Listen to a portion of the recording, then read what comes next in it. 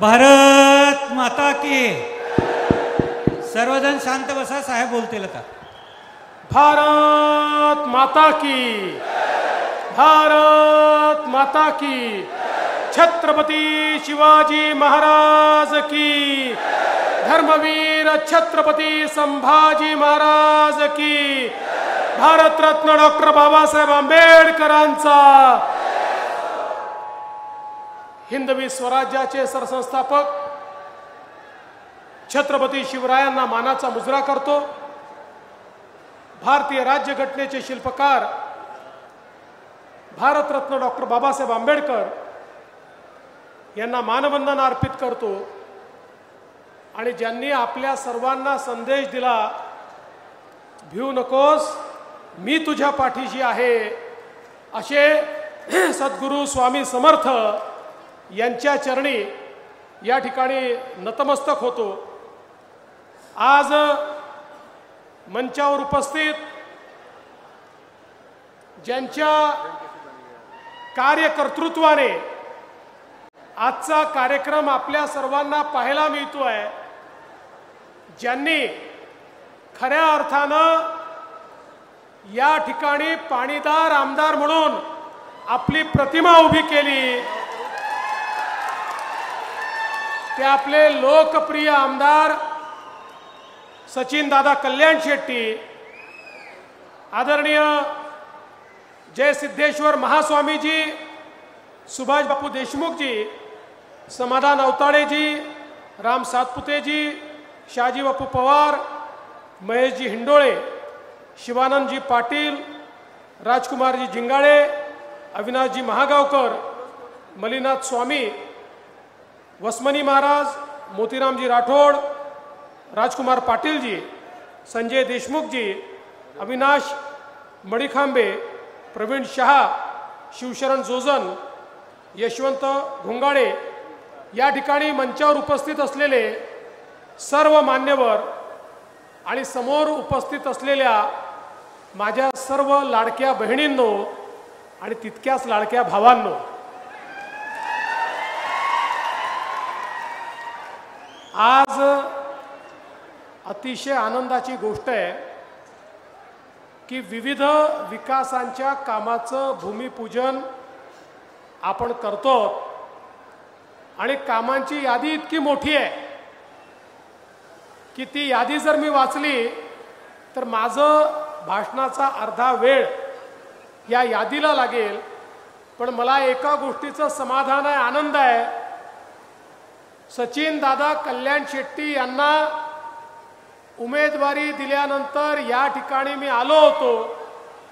दादांनी ज्या ज्या मागण्या केल्या होत्या त्या मागण्या मी आश्वासन दिलं होतं की आम्ही पूर्ण करू, आणि सचिन दादांनी त्याचा पाठपुरावा करून त्या सगळ्या मागण्या मान्य करून घेतल्या.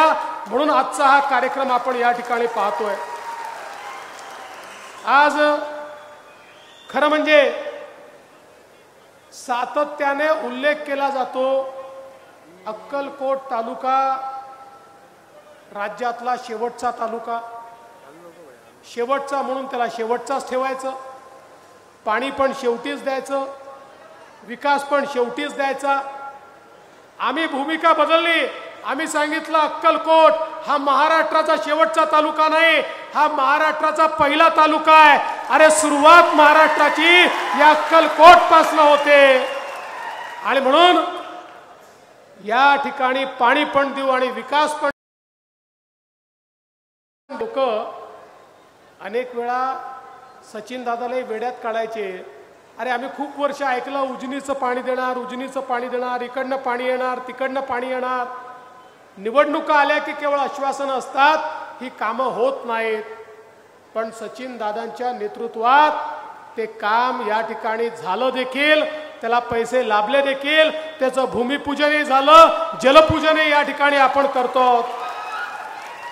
आज आपण पाहतोय कर्नूर धरणापासून 16 किलोमीटरची जलवाहिनी असेल, दुधनी शहर पाणी पुरवठा योजना 47 कोटीची असेल, ज्याच्यामध्ये 2 MLDचे जलकुंभ आहेत, 22 किलोमीटरच्या जलवाहिन्या आहेत, 75 KVPची सौर ऊर्जा प्रकल्प या ठिकाणी आहे. त्यासोबत अक्कलकोट शहरातले 102 कोटी रुपयांच्या रस्त्यांचं देखील आपण काम या ठिकाणी करतो. 100 खाटांचं उपजिल्हा रुग्णालय करतो.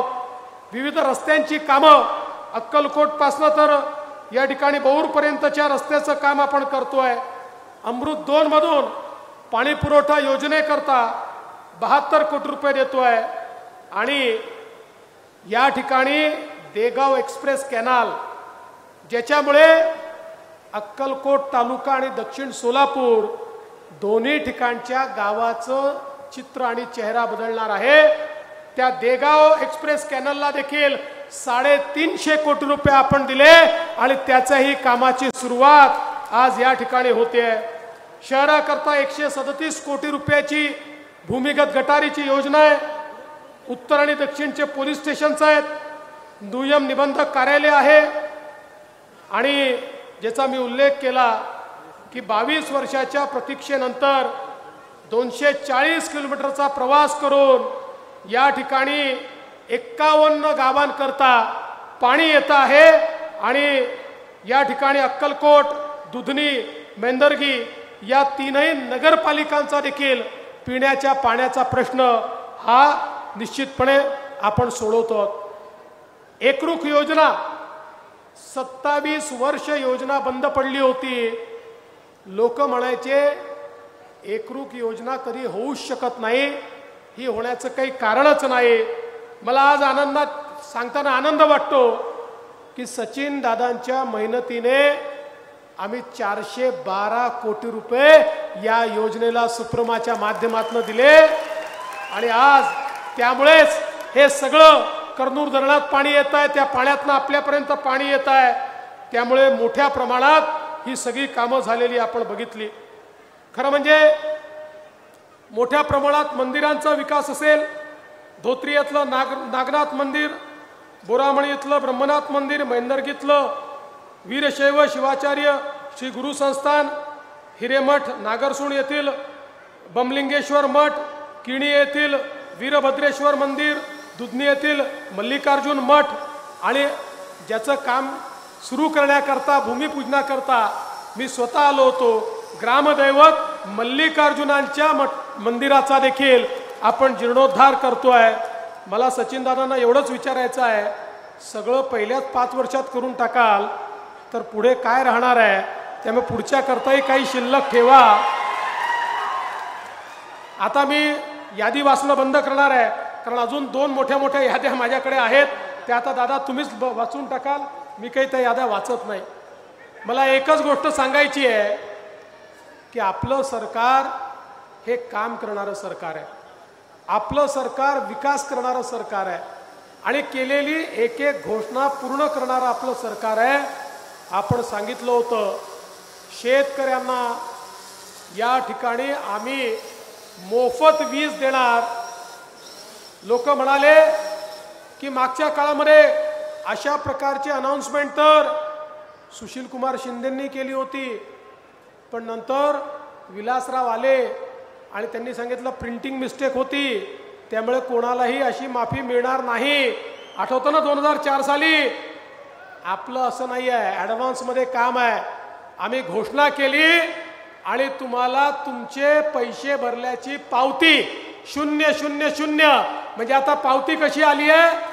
तुमच्याकडनं घेणं 18,000 रुपये, सरकारने तुमचं बिल भरलं 18,000 रुपये, तुमच्याकडनं घेणं 000. पुढच्या 5 वर्षाकरता आता तुमच्याकडनं विजेचं बिल हे घेतलं जाणार नाही. ही व्यवस्था आपल्या सरकारने केली आहे. आणि त्याच्याही पलीकडे काय करतोय आपण? आता आपण सौर कृषी वाहिनीची कामं चालू केली. 12,000 मेगावॅटची कामं सुरू झाली आहेत. पुढच्या 15 महिन्यानंतर 15 ते 18 महिन्यानंतर आमच्या शेतकऱ्याला 365 दिवस दिवसा 12 तास अखंडित वीज ही आम्ही त्या ठिकाणी देणार आहोत. 365 दिवसही देणार आहोत. आणि यासोबत आपण आता सौर कृषी पंपाची योजना आणली. 7.5 HP चा पंप तुम्हाला पाहिजे असेल, काहीच करायचं कारण नाही.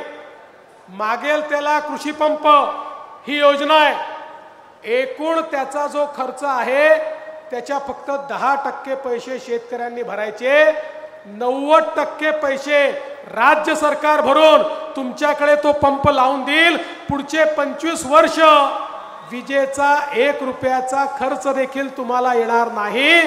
आणि जर तुम्ही वापरल्यापेक्षा जास्त वीज तुम्ही तयार केली तर ती वीज आम्ही खरेदी देखील करू आणि त्याचे पैसे तुम्हाला वेगळे देऊ। आणि एवढंच नाही तर हा जो पंप आहे 5 वर्षापर्यंत याची सगळी गॅरंटी आमची आहे, याचा इन्शुरन्स आम्ही केलाय। पंप चोरीला गेला पैसे आम्ही भरू, तुटफूट झाली पैसे आम्ही भरू। त्यामुळे शेतकऱ्याने हा पंप लावायचा आणि 25 वर्ष विजेचं बिल काय असतं हे विसरून जायचं। अशा प्रकारची योजना आता आपल्या सरकारने या ठिकाणी आणलेली आहे। शेतकऱ्यांकरता काम करणारं आपलं सरकार आहे। आज आपण 1 रुपयात पीक विमा दिला, 8,000 कोटी रुपये शेतकऱ्यांच्या खात्यामध्ये त्या ठिकाणी देण्याचं काम आपण केलं आहे। आपल्याला माहिती आहे किसान सन्मान योजनेसोबत आपण नमो किसान सन्मान योजना चालू केली। 12,000 रुपये शेतकऱ्यांच्या खात्यामध्ये आपण त्या ठिकाणी थेट देतो। एकीकडे शेतकऱ्यांकरता केलेल्या विविध योजना आहेत आणि दुसरीकडे आमच्या सगळ्या लाडक्या बहिणी या ठिकाणी बसलेल्या आहेत। आपल्या देशाचे प्रधानमंत्री माननीय मोदीजींनी सांगितलं आपल्याला भारत हा विकसित भारत तयार करायचा असेल तर आपल्याला आपल्या लोकसंख्येच्या 50% हिस्सा असलेल्या ज्या महिला आहेत या महिलांना आपल्याला आर्थिक केंद्रस्थानी आणि सामाजिक केंद्रस्थानी आणावं लागेल तरच भारत पुढे जाईल। आणि मग मोदीजींनी अनेक योजना सुरू केल्या, बेटी बचाओ बेटी पढाओ पासनं तर लखपती दीदी पर्यंतच्या योजना। मला सांगताना आनंद वाटतो, परवा आम्ही जळगावला लखपती दीदी संमेलन घेतलं। त्याच्यामध्ये 11 लाख महाराष्ट्रातल्या महिला अशा होत्या की ज्यांनी मोदीजींच्या योजनेतनं व्यवसाय सुरू केला आणि आता वर्षाला 1 लाखाच्या वर त्या पैसा कमावतात। कोणी 2 लाख कमवतो, कोणी 4 लाख कमवतो, कोणी 8 लाख कमवतो। एक महिला मी तिच्याशी बोललो, ती म्हणाली भाऊ 2-3 वर्षापूर्वी 4 वर्षापूर्वी मी घरगुती महिला होती, मोदीजींच्या 2-3 योजनांचा फायदा घेऊन बचत गट तयार करून मी त्या ठिकाणी काम सुरू केलं। आता वर्षाला मी 12 लाख रुपये कमवते आणि जवळपास 25 महिलांना मी काम देते। मी काम मागणारी होती, आता काम देणारी झाली। अशा प्रकारे 11 लाख केले आहेत, पुढच्या काळामध्ये 25 लाख करायचे आहेत। आणि मग हळूहळू आमच्या इथे बसलेल्या सगळ्या महिलांना माझ्या बहिणींना आम्हाला लखपती दीदी करायचं आहे।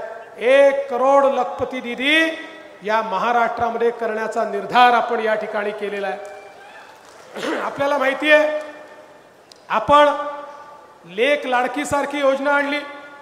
या योजनेच्या अंतर्गत घरी जर मुलगी जन्माला आली तर मुलीच्या जन्माचं स्वागत झालं पाहिजे। मुलगी जन्माला आली की 5,000 रुपये, ती पहिल्या वर्गात गेली की 5,000 रुपये, ती 4थ्या वर्गात गेली की 7,000 रुपये, ती 7व्या वर्गात गेली की 7,000 रुपये, ती 11व्या वर्गात गेली की 8,000 रुपये, ती 18 वर्षाची झाली की 75,000 रुपये। असे 1 लाख रुपये ज्यांच्या घरी मुलगी जन्माला येईल त्या घराला देण्याचा निर्णय आपण केला आणि अनेक घरांमध्ये गेले 1 वर्ष हे पैसे देणं आपण सुरू केलेलं आहे। एवढंच नाही तर आमच्या लाडक्या बहिणींकरता आम्ही एसटीच्या प्रवासामध्ये 50% सवलत दिली। आता महिलांना 50%च तिकीट लागतं। ज्यावेळी हा निर्णय घेतला एसटी विभागाचे लोक सगळे आमच्याकडे आले आणि येऊन त्या ठिकाणी म्हणाले साहेब अशा प्रकारचा निर्णय करू नका, आमची एसटी डबघाईला येईल। आम्ही सांगितलं निर्णय घ्यावा लागेल। 1 महिन्यापूर्वी ते सगळे लोक आले, म्हणाले साहेब काय उत्तम निर्णय झाला। आम्ही म्हटलं अरे तुम्ही तर रडत होतात। म्हणाला नाही, इतक्या महिलांनी प्रवास चालू केला की आमची तोट्यात असलेली एसटी आता फायद्यामध्ये आली। ही ताकद आमच्या माता भगिनींची आहे। आता तर परिस्थिती अशी आहे, आमच्या बहिणी आमच्या भाऊजींना सांगतात तुम्ही घरी बसा, तुम्ही तालुक्याला किंवा जिल्ह्याला गेले तर पान तंबाखू खर्रा काय काय व्यसन करता, तिकिटे दुप्पट लागतं, खिशातले पैसे खर्च करून येता. आम्ही गेलो अर्ध्या तिकिटात जाऊन पैसे वापस घेऊन येतो, त्यामुळे आता तुम्ही घरी बसा, आता आम्ही जातो. अशा प्रकारे आमच्या बहिणींनी सांगणं सुरू केलं आहे. बरोबर आहे ना बहिणींनो? आणि यासोबत मुख्यमंत्री माझी लाडकी बहीण योजना, या योजनेच्या अंतर्गत आपल्या बहिणींना 1500 रुपये महिना देणं आपण सुरू केलं. मी बघत होतो एकट्या या मतदारसंघामध्ये 94,000 बहिणींच्या खात्यामध्ये पैसे चाललेले आहेत. 94,000 बहिणींच्या खात्यात हे पैसे चालले आहेत. आणि बहिणींनो, आम्हाला माहिती आहे नोव्हेंबरमध्ये भाऊबीज आहे, पण त्यावेळी आचारसंहिता असेल, म्हणून आम्ही ॲडव्हान्समध्ये ऑक्टोबर आणि नोव्हेंबरचे पैसे तुम्हाला देऊन टाकतो आहोत. त्यामुळे नोव्हेंबरची भाऊबीज ही ऑक्टोबरमध्येच तुमच्या खात्यामध्ये त्या ठिकाणी जमा करण्याचं काम आपल्या सरकारच्या माध्यमातून होत आहे. पण सचिन दादा म्हणाले तेही खरं आहे, आम्ही तुमचे सख्खे भाऊ आहोत, पण काही तुमचे सावत्र भाऊ देखील फिरतायत, ही योजना बंद झाली पाहिजे असा प्रयत्न करतायत. काँग्रेसचे अध्यक्ष नाना पटोले आणि काँग्रेसचे मंत्री सुनील केदार यांचे अधिकृत निवडणूक प्रमुख अनिल वडपल्लीवार हे नागपूरच्या उच्च न्यायालयात गेले आणि त्या ठिकाणी त्यांनी केस टाकली की लाडकी बहीण योजना, लेक लाडकी योजना, अर्ध्या तिकिटाची योजना, या सगळ्या योजना म्हणजे पैशाचा चुराडा आहे, या योजना बंद केल्या पाहिजेत, अशा प्रकारची केस त्यांनी टाकली. पण काळजी करू नका, तुमचे सख्खे भाऊ जोपर्यंत मुंबईत बसले आहेत तोपर्यंत या योजना आम्ही बंद होऊ देणार नाही. आज खरं म्हणजे आपल्या मुलींनाही उच्च शिक्षणाकरता मोफत ही सोय आपण उपलब्ध करून दिली. आता कुठल्याही मुलीला घरी पैसे नाही म्हणून त्या ठिकाणी उच्च शिक्षण घेता येणार नाही, अशी परिस्थिती असणार नाही. पूर्वीच्या काळी आपल्याला माहिती आहे, घरामध्ये 2 मुलं असले, ताईबाप सांगायचे पोराला शिकू द्या, तुला शिकवायला पैसे नाही आहे. पण आता आम्ही सांगितलं की पोरच्याकडे पैसे नसतील तर पोरीचे मामा मुंबईमध्ये बसले आहेत, ते पोरीचे पैसे पाठवतील, पण पोरींना शिकवलंच पाहिजे. आणि आज आपण लाखो रुपयाची फी ही त्या ठिकाणी भरतोय. मी खरं म्हणजे लांबलचक बोलणार नाही, पुढच्या कार्यक्रमाला सोलापूरला जायचं आहे. पण एवढंच सांगतो, सचिन कल्याण शेट्टी नावाचा जो हिरा तुम्ही सगळ्यांनी आम्हाला दिलाय, एखादा आमदार कसा असावा असं जर मला कोणी उदाहरण विचारलं तर मी सांगेन सचिन कल्याण शेट्टी सारखा असावा. अशा प्रकारचा एक उत्तम आमदार तुम्ही दिल्यामुळेच ही सगळी कामं या ठिकाणी होत आहेत. आणि भविष्यातही तुमच्या कल्याणाकरता तुमचे आशीर्वाद हे आमच्या पाठीशी असू द्या, एवढीच विनंती तुम्हाला करतो आणि माझं बोलणं संपवतो. धन्यवाद. जय हिंद, जय महाराष्ट्र. मनपूर्वक धन्यवाद. आदरणीय उपमुख्यमंत्री देवेंद्रजी फडणवीस साहेब यांना विनंती करते, आपण दुधनी व मैंदर्गी नगर